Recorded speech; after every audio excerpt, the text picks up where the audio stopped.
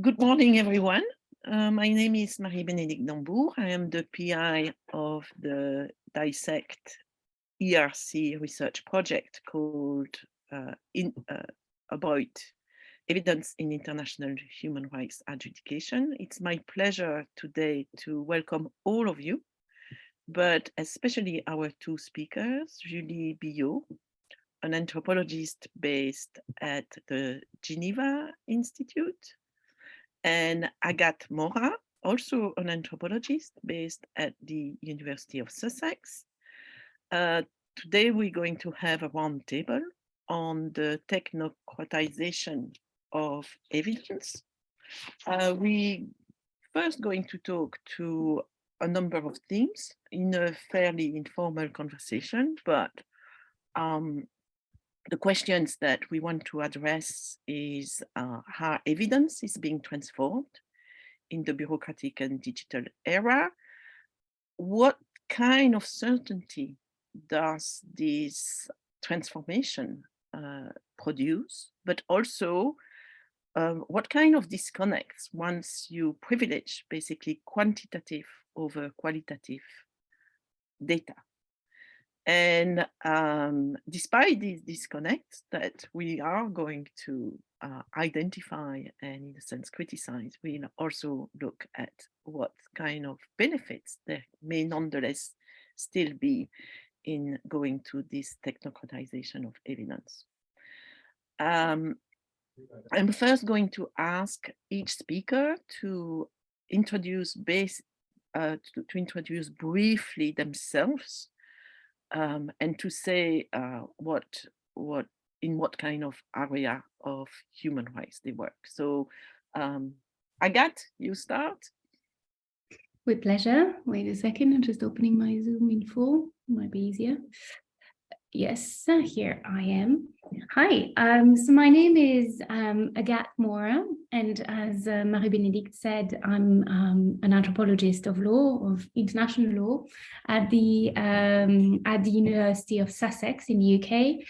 I'm actually at the moment completing my book manuscript about a project that was launched after the end of the war in Kosovo, which I will tell more about in a second, called about property restitution, and an institution called the Kosovo Property Agency. And so the book is about the practice of human rights in a post-conflict setting, and it's partly about evidence making in that setting. Thank you, Agathe. Julie, who are you? Do I know you? I think we know each other quite well.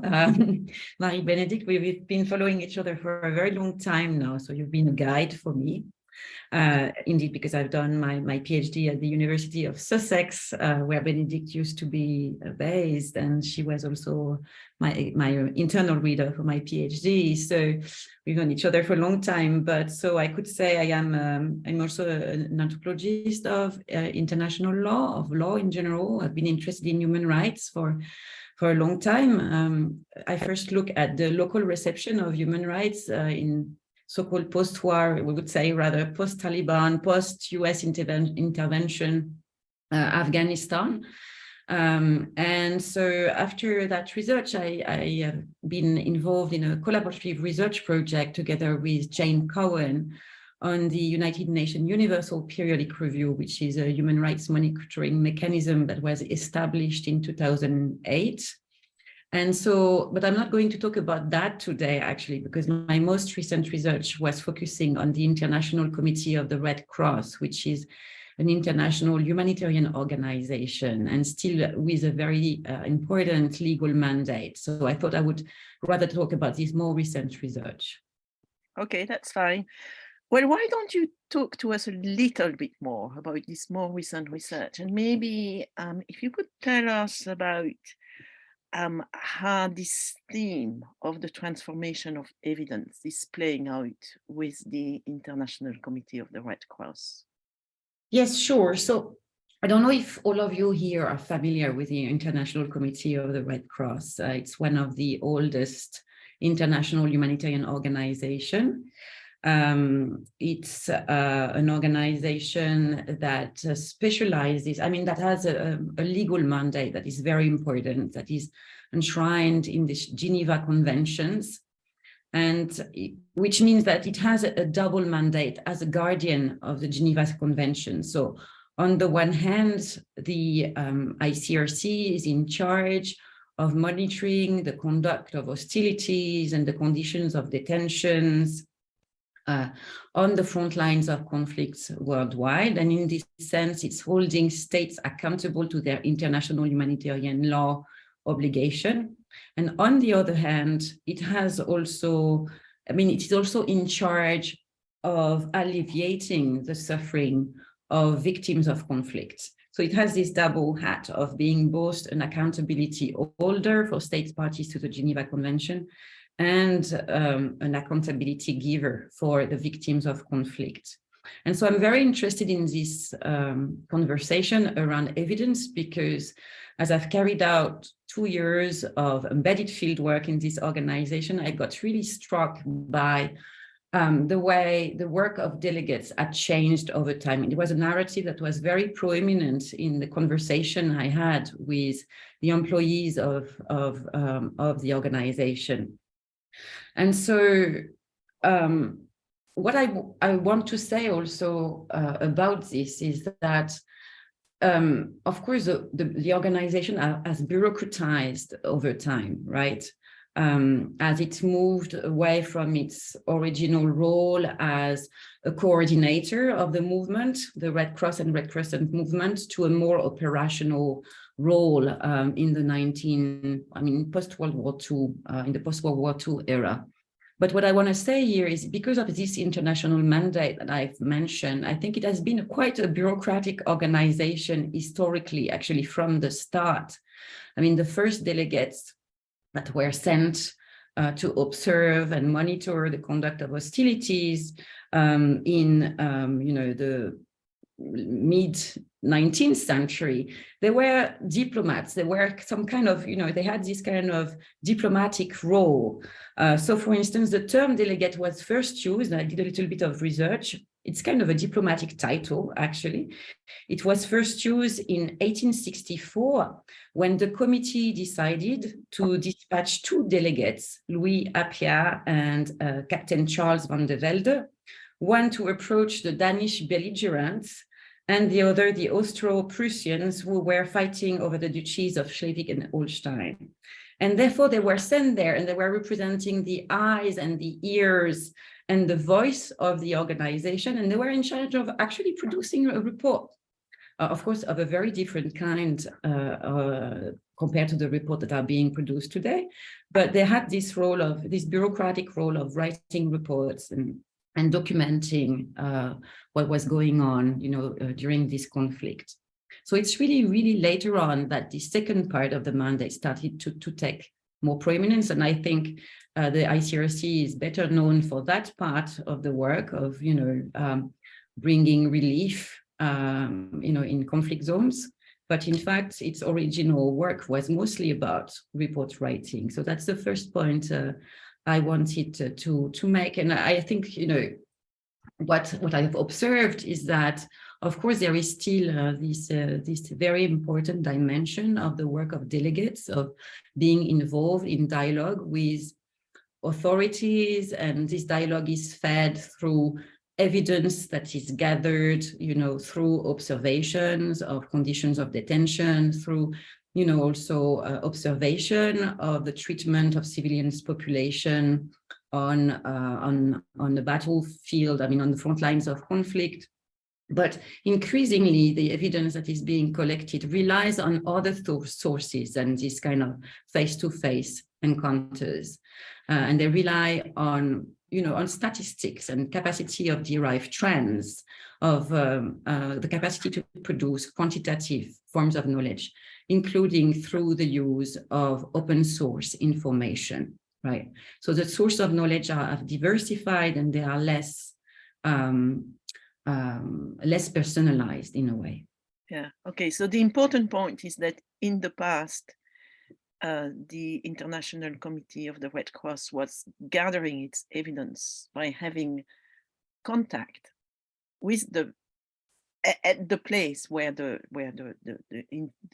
event or the detention or whatever was taking place, and so it required also probably some kind of relation of trust to be established so that you could get the information you wanted. While today you're telling us it's different, and actually maybe they would just use open source, which would be available on the internet. Yeah, not only that, there's still this kind of face-to-face encounters, but they are really meant to extract information that can be handled, transformed into some kind of quantitative evidence. And it will rely also on other sources. Yeah, that's right. Yeah. So the aim now is also to get to something which appears more objective in a sense, because you have quantitative data involved rather than being just the impression you get as you talk to the actors involved. That's right. If you read the first reports of the first delegates, they are fascinating. They are very personal. They even describe, how they felt, how the atmosphere was. They give a lot of details about the personality traits of the people that they've met. It's almost like, I would say, an anthropologist, writing its own field, his or her old field notes. And then when you look at the archives, you see how these reports have become standardized over time. Some standards were being established with regard to conditions of detentions.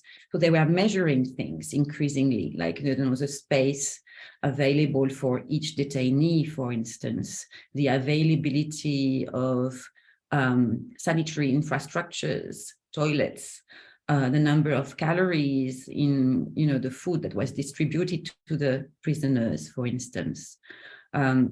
So they were increasingly interested in measurements.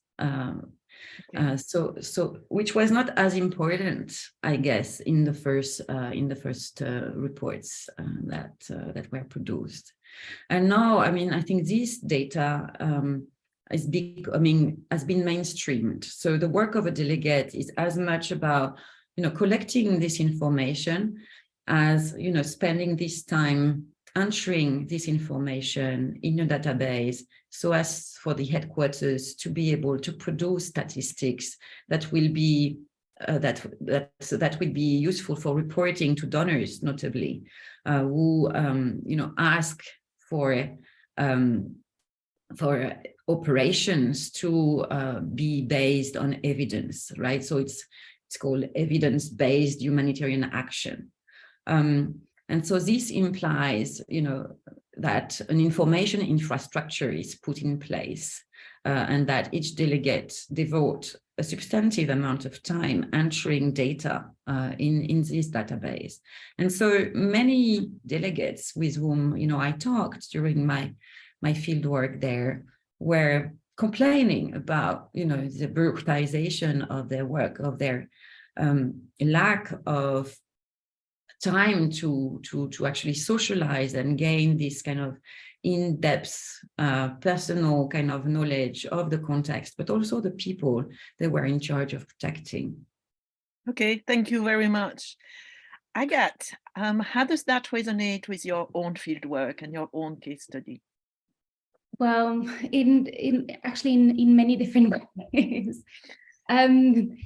So do you want me to start from the beginning? Start with the beginning. Start and then I can try to kind of cross-reference some of the things that Julie was saying and see how, I guess the reason why we are here together is that we see resonances of, things that are happening in different levels in our field sites. And that also have to do with the ways in which international law is changing and has been changing. I guess, so I'm kind of going to take you somewhere else in the world for a minute. So my expertise in terms of evidence gathering, evidence making is based on several years of fieldwork and involvement in Kosovo, which is a small landlocked country in the Balkan. As you might know, probably know, there was a war in 99 in Kosovo that ended by the involvement for the first time of NATO countries who bombed Serbia, Belgrade, and other major infrastructures in Serbia in the name of human rights. So Kosovo is the major first war fought in the name of human rights in the 20th century. And that's really important because it kind of led the path to the ways in which the international community then got involved in other conflicts, including in Rwanda, for example. So what happened in Kosovo is in 99, I'm not going to go into details here, but interestingly, the United Nations decided that the best way forward for Kosovo was to set up a huge bureaucratic machine called the United Nations Mission, Interim Administration Mission in Kosovo. So that's UNMIK to you. And UNMIK was in charge basically of everything. It was a proto-government. It could enact laws. It was, it was ruling over Kosovo. And one thing that UNMIK did that other such state building or peacekeeping mission in the past hadn't done was that it was also involved in property issues. So two major aspects here. One is property privatization, because of course Kosovo for some time was under a kind of, I would say, semi-socialist regime. So a lot of the properties there were actually held as social properties in common. They were owned by social enterprises. And this was really very important economically for newly liberated Kosovo.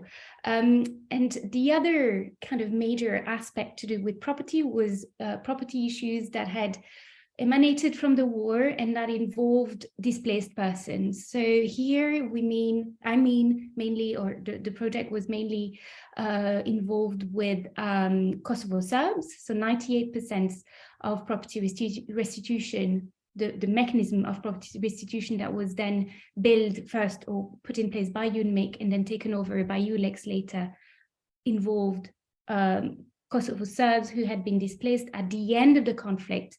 So while a lot of Albanians had been displaced from their houses during the 90, the years before the conflict, and then the beginning of the conflict, when the Serbian and the Yugoslav armies then left Kosovo, many Kosovo Serbs felt that their lives were in danger, and they followed their armies back to Serbia, but also to neighboring countries.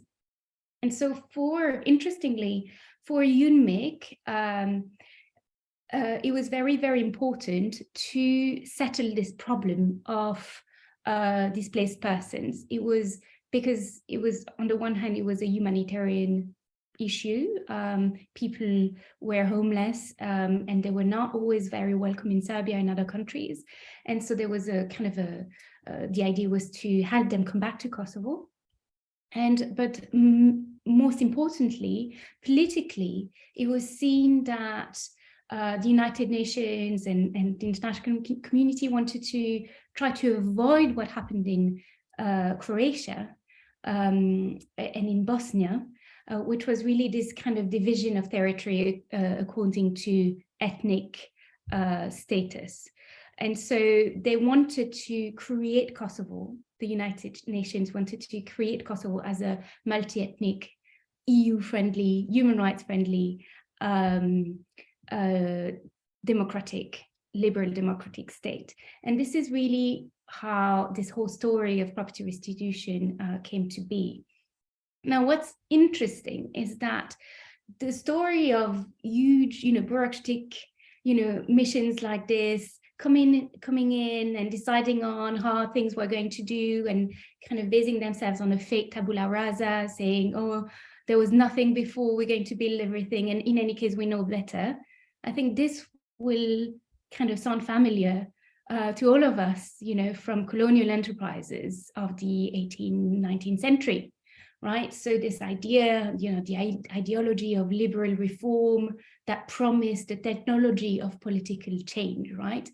And what I find really interesting is that when we come back to this idea of, okay, this idea of bureaucratization actually doesn't start after the Cold War, but actually is something that is quite central to the colonial enterprise. So when you think of what the British did in India, they set up a huge bureaucracy, right? That's what they did. And the reason why they thought that was the best way was that they believed in kind of rational liberalism. They thought they could improve things by making things fit neat boxes, right? And in a way, I personally see a clear continuation of these colonial kind of ways of imagining, understanding the world in what's happened after the Cold War and what happened in Kosovo. I think what's different, though, from a colonial enterprise and what happened is in Kosovo after the Cold War is that after the Cold War, you had this predominance of the West has won, and predominance of American liberalism, really, and neoliberalism. And this kind of enshrined these ideas of good governance, of, in project as given, as natural. So these projects took on these concepts as naturalized concept. And I think this is how we came to understand Kosovo and the Kosovo mission as a very technocratic mission. So the way that UNMIC and then the European Union, who then took over from UNIC from 2008, understand their mandate is a totally technical mandate, so a legal technical mandate. So, and in that sense, property restitution was seen in the same way. So compared to, for example, what we're seeing or what we saw in South Africa, where we thought of property restitution as something to do with peace and reconciliation, as something to do with people talking to people and finding social ways of reconciliating with each other. In Kosovo, what we had was international lawyers coming in and saying, well, we don't really understand these laws, but anyway, we think this should go like this. And then we're going to ask people to submit their documents, and then we're going to do everything based on documents. So we're not going to meet with people because that would be, we might be biased if we did that. So we're going to take a step back and we're going to legalize and, bureaucratize, a layer on top of everything, and deal with these cases in a very technical manner. Okay, thank you. So, what's wrong with that?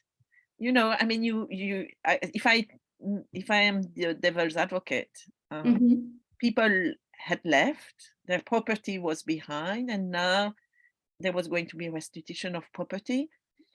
If it's done on paper, well, great. It goes presumably faster. It's secure. So why do you have a kind of a reticence towards it? So can you explain to us a little bit more of the process? And yeah. Okay. So what I was saying earlier was, something that's very important to understand is that the KPA, so the Kosovo Property Agency, was the second restitution mandate, but in a way it kind of continued the first mandate. So I'm really just going to talk about the KPA. And it's a paradigmatic example of seeing transitional justice as a short-term bridging technical legal project, right? So it's not kind of, the idea it's not a national process of righting wrongs. It's to basically reissue new documents that say you have a right to this property. So it was never, the idea was never to create new rights, but to kind of give or restitute existing rights to people who had been displaced by the conflict. And again, we might say, well, that sounds good. I mean, but there's several problems in doing this. One is the time frame. So the institution decided only to look at cases where the person had been displaced during the conflict. And what this doesn't take into account is that from the 1980s, many Albanians were actually or lost actually their property to Serbs or to others, and all these kind of historical issues were never taken into account by this organization, by the KPA, and that's one thing. And another is that, as you can imagine, this being a post-conflict space, documents were quite rare and difficult to find. And there was a lot of fakes going around. So basing yourself only on documents was also quite problematic in that sense. And I'm happy to talk about this part later. Yes. Okay, thank you. So Julie, can you also talk to us a little bit more? I mean, I don't know if you want, if there are things you can continue on from what Agathe has just been saying. Well, you know, I mean, I could talk about the problems of not relying as much on qualitative knowledge as on quantitative knowledge Yes, in please. the work of protection delegates, because I think that there are problems that are similar to the one that Agathe just mentioned.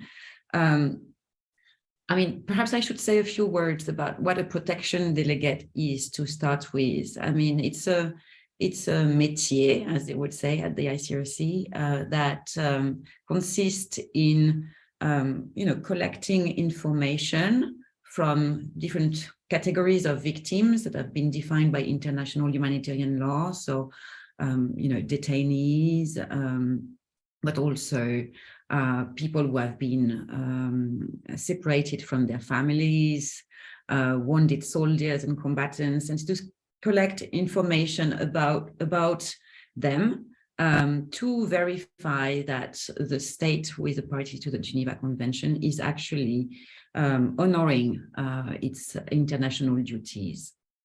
And so classically, what a protection delegate would do, it would have this confidential conversation with both victims, but also with weapon bearers, with prison authorities, to try and convince the ones responsible for these people to change behavior if indeed some violations had been highlighted.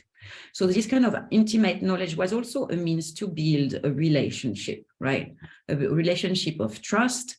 And what is, I think, striking in the way that delegates work is that they are operating according to standards, and you could recognize them wherever you go in the world, right? They speak the language of the law. They're well trained. They are non-judgmental. So that's why, I mean, there is a whole ethos that comes with the work of a protection delegate. And I was really kind of impressed by them, I have to say. But maybe it's because if I may add, they also all Swiss. They used to be all Swiss to have. They used to. That's no longer the independence, and to be presented to the world as someone who is bona fide and who is not going to reveal the confidential conversations, because there is kind of an aura going along with the organization. So not anybody could become a delegate. That's right. For a long time, it was reserved to the Swiss. And since the 90s, I think now everyone can be a delegate, but indeed there is a kind of a Swiss ethos that is attached to, to this title, and the ethos of neutrality, of confidentiality. For a long time, I mean, non-Swiss were seen as not able to actually embody these values. And so So this kind of very intimate relationship, it was thought would be important to influence the behaviors of authorities, weapon bearers, and so on and so forth. And now that the work has been technocratized and that it's more about providing more systemic information, that can be translated into statistics and trends. I think this kind of intimate knowledge has been lost, and this kind of personal relationships that delegates were able to develop over a long period of times have been a bit, have disappeared a little bit, I would say. And so the objective now of protection delegate is really to create self-disciplining institutions, right? So what they will do is really make sure that, for instance, in the armies, there are some guidelines in place, that there are some kind of protocols that are being followed. In prisons, they would check whether such bureaucratic tools are in place, so that if that there are internal control procedures, it's more likely that prisoners are going to be treated in a fair manner, right? So they are looking at this as this broader kind of set of procedures and kind of encouraging authorities to put them in place. What we've seen also in places where the ICRC is in charge of ensuring the protection of affected population, right? It's increasingly following the framework of community-based protection. So it means that communities are encouraged to become the agents of their own protection, right? So the idea here is that it is not that you can really protect them against the violence that marks their everyday life. It's more that they should somehow get used to it and know how to respond to it. So it's about making violence a kind of a livable condition, a condition that somehow is seen as unavoidable. So again, what we're seeing here is really a different kind of work, which is about persuading people that they can be in charge of their own lives. And in that sense, it's a very neoliberal kind of approach that the ICRC is embracing and that you can see everywhere, this kind of approach that consists in responsibilizing institutions, individuals for their own fate and overcoming their own fate. Well, from what I understand, in the past, what the IC International Committee of the Red Cross was doing was through the work of these delegates. It was, for example, going to a prison in an area which was quite rough, if we can say it that way, but building a direct relationship in a sense, both with prisoners that they would be able to meet, but also with the wardens and with the authorities. And so that, in a sense, the aim was also protection against the worst. I mean, it was not to manage to get them to be freed, but to try to limit, in a sense, the abuses which were going on. But that was in a sense, by the presence, by being there, by having conversations, by in a sense, letting everybody know on the field that there was knowledge about what was going on. It was understood that this knowledge was going to remain confidential, but nonetheless, it was pressure. It was kind of, I don't know if you call it political or moral pressure, but there was this pressure that, there were people who were coming to visit, and they kept a watch from afar, but also from very close, because they were then coming. And that's how I understand that the work of the Red Cross was being. No, you're absolutely right, Marie-Bénédicte. I think there are two methods that were very important. They're still very important, and I'm not saying that they have completely disappeared. I'm just saying that, it's the methods has changed a little bit. But one method was the interview without witness, right? So these are these bilateral interviews between a delegate and a detainee, during which the detainee can say, because no one will be able to listen apart from the delegate, what's happening in the prison, the way he or she is being treated. And the second method is what they call internally protection through presence. So this is what you were referring to. The very fact that delegates would come back and return, and that, you know, there was knowledge among the prison authorities that there will be delegates coming back, was already a very means to protect against major violations. And this is still, you know, a method that is used, but as I've said earlier, really they're looking more systematically at internal control mechanisms, and also because it's very time consuming to send all these delegates. It's very costly to have, you know, these regular visits. And the objective of the organization has been to be able to, you know, protect more people without necessarily increasing their human resources. They are looking at this kind of more technocratic ways of providing protection. And the problem here is that, I mean, these face-to-face encounters, which I think where the moral justification for humanitarian action are becoming less frequent.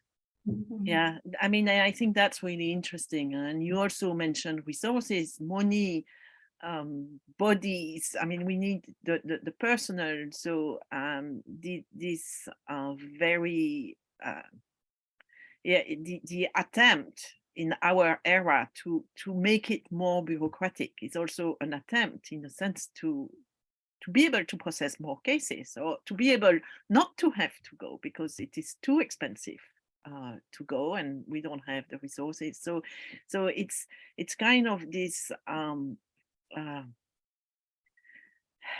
a sense, well,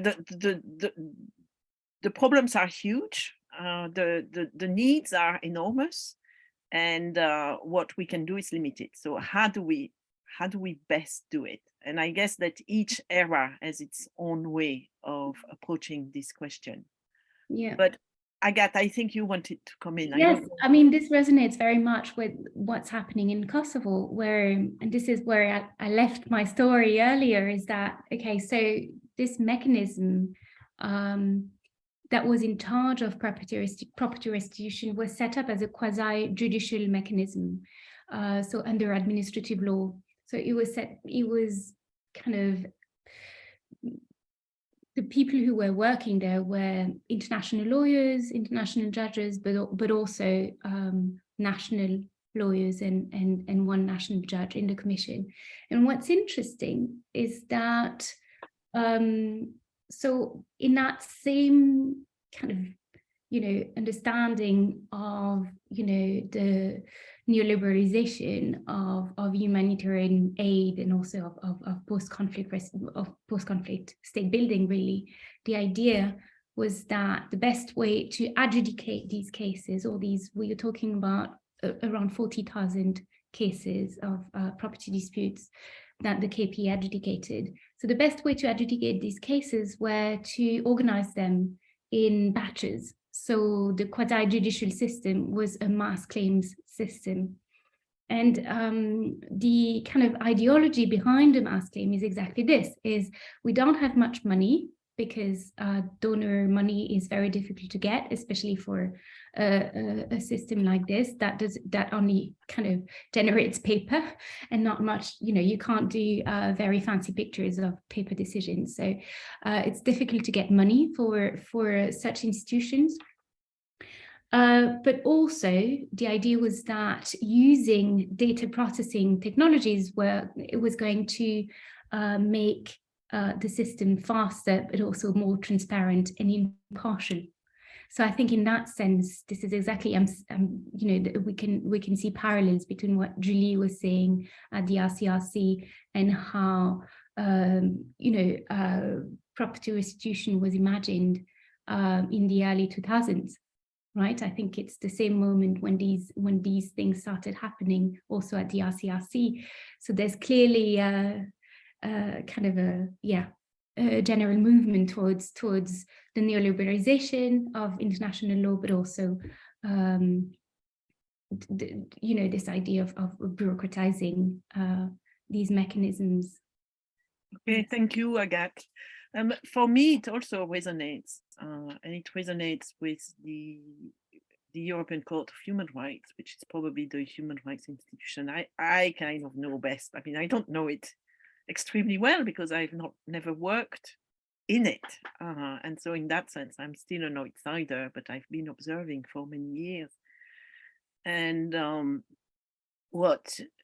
mean, to me, there are two ways in which I see what we are talking about this morning about, the bureaucratization of evidence and trying to make it, I mean, you use the word transparent. So on the one hand, there is this idea that because it follows a stricter format, it would be more transparent. Of course, we can also ask, well, what does it leave then unseen?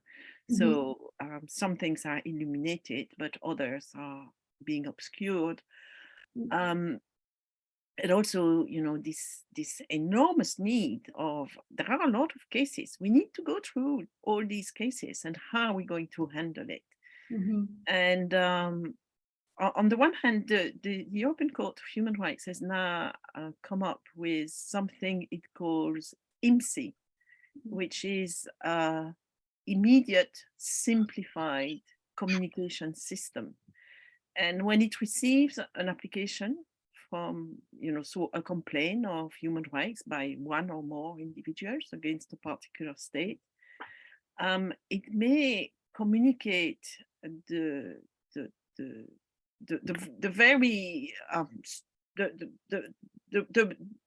how do you say that, the great lines of the complaint, so not going into any detail whatsoever and saying to the state, okay, we communicate to you this complaint, but instead of like before this IMSI system, it would have been the registry of the court, which was making a summary of the facts and understanding what had been happening beforehand in the domestic courts before going to the court. So that was the job of the registry of the court, of the European Court of Human Rights, to sort that out in a sense and to come up with a summary. But now in this immediate and simplified procedure, the court is just saying a few things about the case to the state and asking the state to explain the facts and the domestic procedure, which is a bit puzzling because, of course, that allows the court to work faster, but it also allows the state, in a sense, to come up with its own version. And that doesn't mean that it cannot be contested by the applicant. So yeah, there would be a way of looking forward to it, but of re-establishing, in a sense, whatever the applicant needs to establish, feel needs to be reestablished. But it's nonetheless puzzling that the actor who, in a sense, is giving apparently the voice to kind of give the baseline of the case is actually the defendant state. And I think that is being introduced so as to alleviate some of the work of the registry, and so with this idea as well of processing cases faster and more efficiently, as the European Court of Human Rights is inundated by cases. But even the name I find amazingly calling it immediate and simplified communication procedure it raises questions. We should call it DHL adjudication. DHL adjudication, yeah. Julie, you want to come in?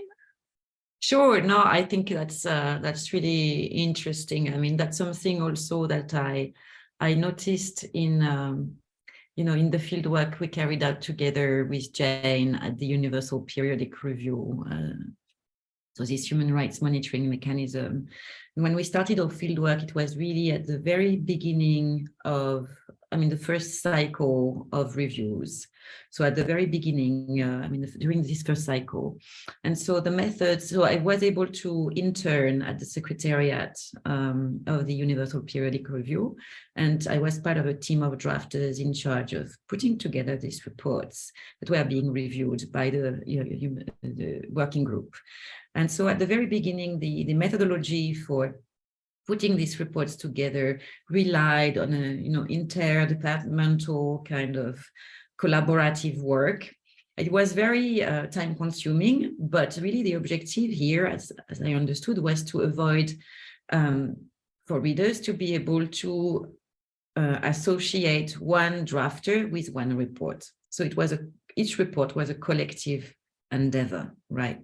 Which was also a means to, defend the idea of, impartiality in the way the reporting was done. It was also a means of having a lot of meetings and therefore discussing how to prioritize the content of these reports and so on and so forth.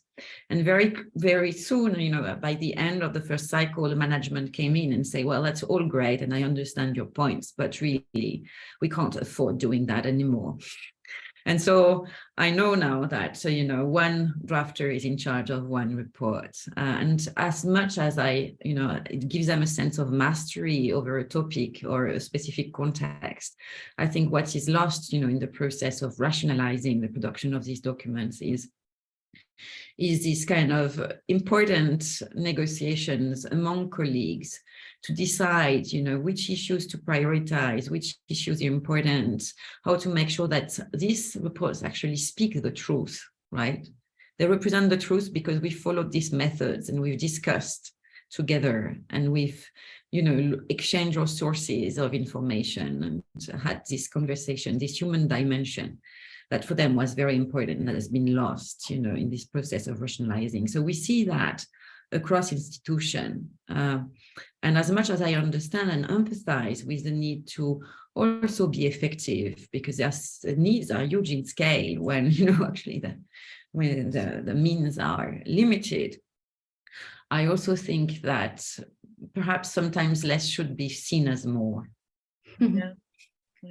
I mean, again, if I come up with the European Court of Human Rights, it's the European Court is thinking of introducing judgments by algorithm. I've seen that. Yeah, I read the piece you sent us yesterday. Yeah. And so, it's you feed in a number of, you feed in the facts and you feed in the case law, and then it would produce a proposal of judgment. Of course, you would still have a human being kind of checking, but we know that checking is so different from talking together and looking at different perspectives from the start, while once you are on a particular mode, it's more likely to carry on. So it does raise, of course, a lot of difficulties, because indeed there are trade-offs to be made. We cannot go in depth with every single case, because if we try to do that, we take ages, and also justice is not going to be done. So there are no easy answers, but at the same time, I think it's important that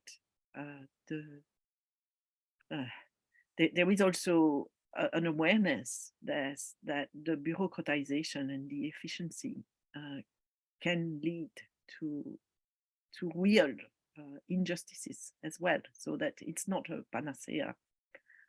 Exactly.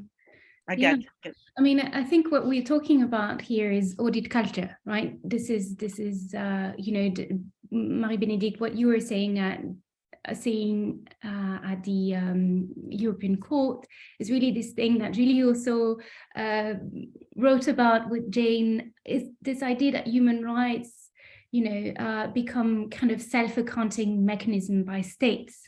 Right, so it's basically the process becomes the output. You know, this is what we talk about is, oh, I went to the UN, I went to Geneva, and I met with all these people, and I can show that, you know, the reports that were produced as, you know, representative of state, and this becomes as important or more important than the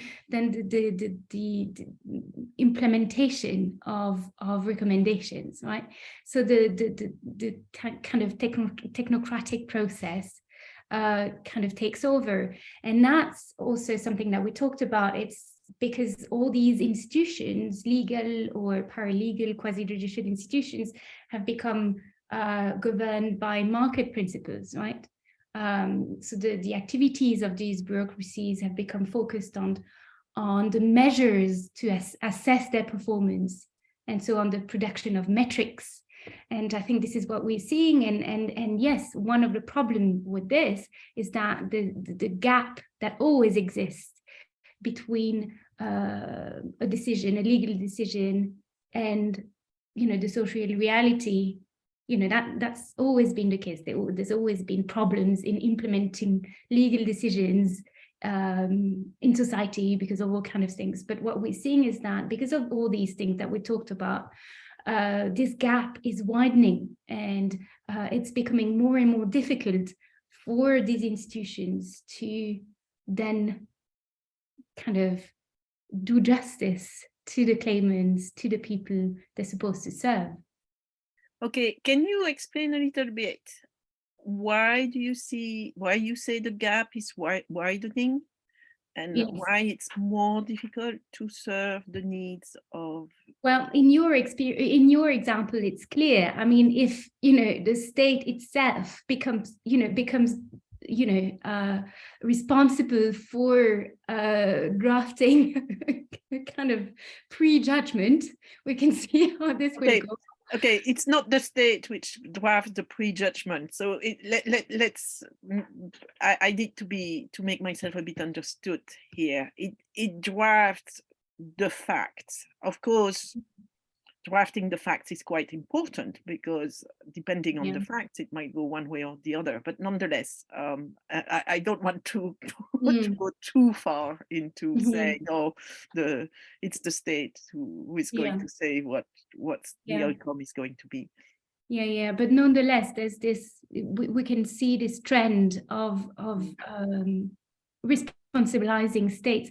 But in the case of the research that I did in Kosovo, what's really interesting is that we're talking about very heavy legalistic work. I mean, I'm not saying that people were just inputting data in a database. There was a lot of going to archives, and because the burden of proof was reversed due to this problem of getting, you know, documents, etc. So the KP itself, the institution, was in charge of going and collecting evidence, written evidence. So it didn't actually talk to the claimants, but it did go to Serbia, all the way to Serbia, to get a proof of something, or a marriage certificate, whatever, to prove that this person was related to this other person who had a right to this property, etc.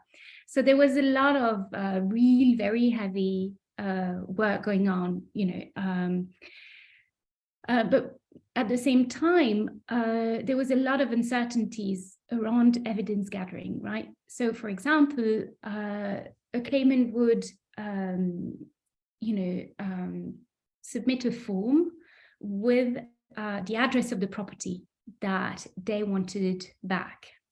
So this address was inputted in the system, but as you very well know, an address might not be easily understandable by someone who doesn't live in that village, you know, or maybe that street has 3 names, or, you know, and then you have this problem is compounded by the fact that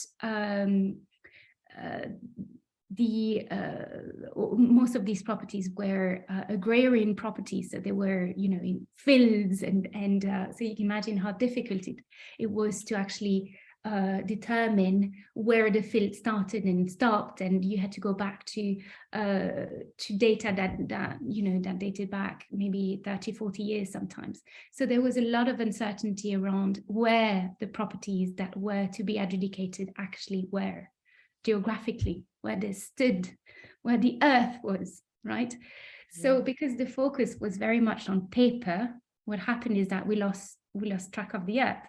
So at some point, the organization, the institution, realized that a huge number of the claims that had already been adjudicated or were about to be adjudicated had non-existing properties.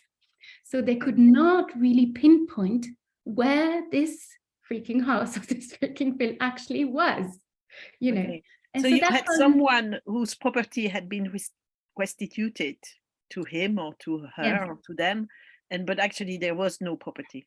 we don't know. So Yeah. see, So that there are these beautiful statistics on the number of properties which have been restituted, but actually one doesn't know whether the restitution has actually taken place. For many claims, yes, because everything was in writing, and because for many claims, the institution decided that they didn't need to go and visit the property. They could just publish a notice that this property was being kind of dealt with or was being looked at by this KPA. And so basically, I mean, apart from very few people who actually read the Gazette, this and that, you can imagine that in internally displaced camps, that's not what people read. So basically, yeah, people didn't know that these properties were being considered by the institution. Okay, thank you, Agathe. We'll soon draw the conversation to a close before going to the questions and answers, but I have one more question to you, which is, in view of the restitution of properties, which I assume did happen in some cases nonetheless, in view also of the chaos which possibly also was created, in view of the distancing process through which that was going on nonetheless, what kind of lesson, well, what kind of reaction do you think it had for the people involved themselves? Overall, can you make an overall assessment of whether the KPA, despite its problems, was nonetheless a worthwhile institution to have? I think elsewhere you have explained that the KPA is really considered like a flagship of what the EU can do in terms of transitional justice. So it's generally regarded as a success story. Your story is a little bit different, but is it completely different? Do you take the opposite view, or is it more in between? Mm-hmm. Well, I think to come back also to what Julie was saying about the ICRC, I think we're not saying, oh, these institutions should not exist, or, you know, but there is something to be said about what happens to human rights when they're subjected to such kinds of implementation, very kind of neoliberal, very bureaucratized implementation. And so I think the way success is measured is very much according to numbers, according to statistics, and, you know, and not much anymore about how people experience institutions, or whether they were able to come back. So in terms of the KPA, and I think less than 10% of people who claimed were able to come back to properties that they had claimed through the KPA. So we're talking about minimal kind of social impact, extra legal impact. But it's, I mean, there's we could think of other reasons why this institution or this process was not in vain. One is that many people actually got documents from the KPA, and with these documents were then able to go to Kosovan institution and ask for an ID, and then that allowed them to kind of maybe kind of link back, and try to, and they became proper Kosovo citizens through that. So in trying to get their land back, their property back, they they kind of started a new kind of citizenship path, a new kind of maybe an identity as a Serb living outside Kosovo, but also claiming citizenship rights in Kosovo, which is really important. That's one thing. Yes, the other is that I think a legal process can have very important effects in terms of trauma processing. So processing trauma, but also kind of what do we talk about when we normally talk about transitional justice? I think even though everything was based on paper and that claimants didn't really get to talk to the people who were occupying their properties, etc., the fact of having to gather evidence, the fact of having to talk about their property when filing the case, etc., had an effect. And what I could see is that people really kept all these documents that are received from the KPA really, really carefully in a number of plastic bags under the bed with, all the very important documents. And that when I was, of course, it's also triggered by me being, there, but what I could observe is that grandparents would take the documents out and show them to young adults who still claim, a link to Kosovo, and hopefully that will also have such effects. So, like with everything in life, there are many effects, both anticipated and unanticipated, and it's very difficult to see it in just one line. Julie, what about the International Committee of the Red Cross? I mean, presumably they really have to change the way they work today compared to what they used to do in the past, and to adapt. I don't know. I think it's to some extent.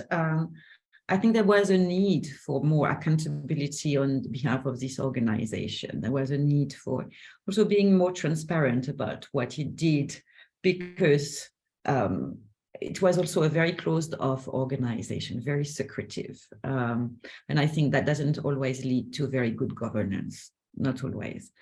But I think, what I've tried to explain, during this conversation is that there's been a kind of conflation between the need to produce information in order to meet the requirement of donors, so data that is produced for the purpose of accountability or accounting, and then the data or the information that is produced for the purpose of feeding this confidential dialogue with authorities. And the two are being a bit mixed now, right? Data is produced both for feeding this confidential dialogue and for meeting the requirement of donors. And I think that's problematic in a way, because it's not always clear which information is very necessary for what. And I think a lot of the information that is being collected is not necessarily useful if the priority should still be that one of, servicing populations who are suffering. If the main objective is this one, then I think more attention should be paid to what information matters for that kind of dialogue. So that's one thing. The second thing is that I'm not really sure that you can do humanitarian work at a distance. I mean, you can certainly not do human rights work at a distance, but humanitarian work is really you dealing with the most vulnerable of the most vulnerable, right? So you've already done this triage of population. I identified the ones that are supposed to be, whose life are supposed to be in danger. And so so I think that it's very dangerous to, and also morally the bias to make people feel responsible for their own protection. I think there is a contradiction here in the terms, really. So some people would tell you, well, actually, you know, it's perhaps time that we stop using this language of victims. But I think the language of victims is actually useful, personally. But that's my personal point of view. So yes, that's what I would say, that in the transformation of victims into clients or,